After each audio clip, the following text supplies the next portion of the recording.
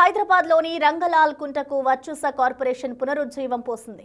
సరస్సు పునరుద్ధరణను తన CSR foundation ద్వారా పూర్తి చేసింది. 3.5 ఎకరాల సరస్సును సుందరీకరణగా పూర్తి పచ్చదనంతో పార్కుగా మార్చింది. యునైటెడ్ వే ఆఫ్ హైదరాబాద్ ద్వారా ప్రాజెక్టును పూర్తి చేసింది. ఇక మురికి కూపంలా ఉన్న వాటిని బ్యూటిఫికేషన్ చేయడం శుభ పరిణామమన్నారు ఎమ్మెల్యే అరకపూడి గాంధీ. మురికి కూపంలాగా ఉన్నటువంటి సివరేజ్ ట్యాంక్స్గా తయారైనటువంటి చెరువుల్ని బ్యూటిఫికేషన్ చేసి